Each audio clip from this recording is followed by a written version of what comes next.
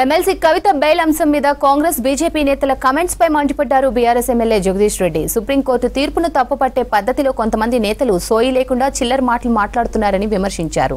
నిరాధారమైన కేసుని మొదటి నుంచే తాము చెప్తున్నామన్నారు జగదీష్ రెడ్డి. పీసీసీ సహా తెలంగాణ కాంగ్రెస్ బీజేపీలో విలీనమవుతుందన్నారు మాజీ మంత్రి. బీఆర్ఎస్ పార్టీ ఎందులోనూ విలీనం కాదన్నారు. ఎప్పటికైనా మోదీ రాహుల్ కి ప్రత్యామ్నాయం కేసీఆరే అన్నారు జగదీష్ రెడ్డి.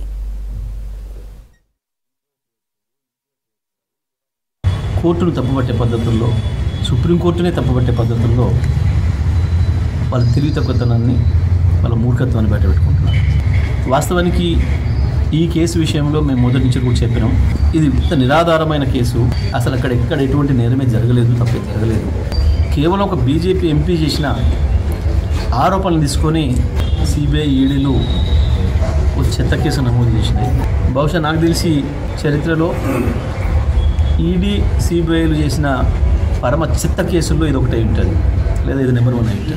ఎక్కడ ఏ చిన్న ఆధారం లేకుండా, ఎక్కడ ₹1 మాది నష్టం జరిగింది అని ఎవరో కాంప్లైంట్ ఇవ్వకుండా, మా డబ్బులు ఏదో బ్యాంకుల నుంచి ఎవరో తీసుకుంటారని ఇంకోరో చెప్పకుండా, లేదా ఎటువంటి నగదు దొరకకుండా, ఈ పలానా బ్యాంక్ నుంచి పలానా బ్యాంక్కి ఏదైనా అక్రమంగా ట్రాన్స్ఫర్ అయిందనే ఒక ఆధారం లేకుండా, ఏది లేకుండా మూపబడ్డ కేసు. కేవలం పార్లమెంట్ ఎలక్షన్ల సందర్భంలో ఇక్కడ కేసీఆర్ గారిని, అక్కడ కేజ్రీవాల్ గారిని ఇబ్బంది పెట్టడం కొరకు మోడీ అండ్ కో కలిసి చేసిన కుట్రలో భాగంగా వచ్చిన కేసు తప్ప ఇది వాస్తవానికి ఏ మాట్లాడాలి.